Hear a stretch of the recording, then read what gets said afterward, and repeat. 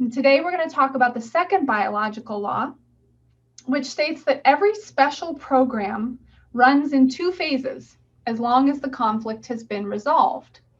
So what are those two phases? Well, under normal circumstances, your healthy body runs on a 24-hour cycle called a circadian rhythm. Your sympathetic nervous system is working during the day when you're alert and active, and then your parasympathetic nervous system is working at night while you're sleeping and at rest. When you experience a conflict shock, however, your whole nervous system activates and switches into sympathetic or fight or flight mode. That's the high stress area on this chart in blue with the squiggly lines on the left side. This can occur at any hour of the day or night.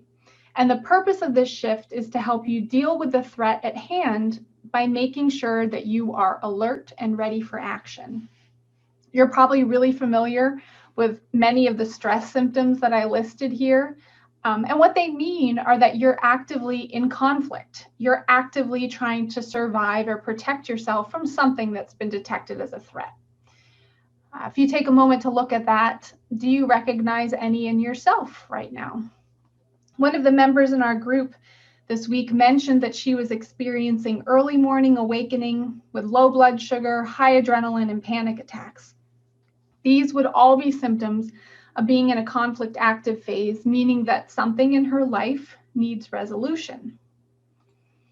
And when you're in this sympathetic fight or flight state, there's something else happening below the surface. So more than just feeling stressed. Remember how specific perceptions of a conflict affect a predetermined location in your brain, which then turns on a specific program in the corresponding organ? Well, what is that program in the organ? One of three things is happening. Either the organ or tissue is growing cells, it's losing cells, or it's losing function. And all of these adaptations in one way or another are meant to help you better manage the conflict so you can resolve it and get on with your life. For example, in the active phase of a death fright conflict, so something happens that makes you fear for your life, your lungs actually grow extra cells to create more surface area so that more oxygen can be brought into the body to help prevent death. As a side note, did you know that when people are given an initial diagnosis like breast cancer or some other non-lethal form of cancer, even though it isn't fatal, they can become so frightened by the word cancer that their lungs start rapidly multiplying cells to protect them, which eventually, if it goes on long enough, can lead to a secondary lung cancer diagnosis. It's actually the most common, or one of the most common secondary cancer diagnoses. So from a GNM perspective, the cancer didn't actually spread or metastasize, but the person's perception of their original diagnosis created a new conflict shock.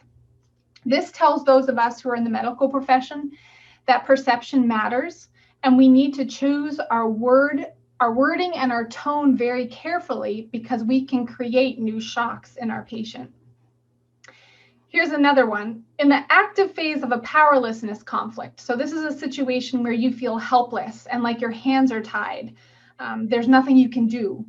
The lining of your thyroid ducts ulcerates, so cells are lost, and it widens the ducts to supply you with more thyroid hormone to give you more energy and therefore more power to resolve the conflict. See how these all make sense?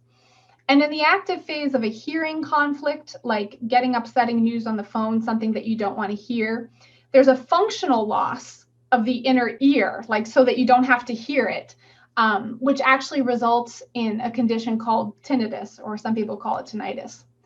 So in the case of the first two, the lungs and the thyroid, when you have an adaptive program running in the conflict phase, you might not notice that you're breathing a little easier or that you have more energy. Those are good things. And because people don't usually go to the doctor when they feel good, a diagnosis is not usually made in the conflict active stage. Your body's doing such a good job of adapting. So when is it that you think people start to notice something's going on?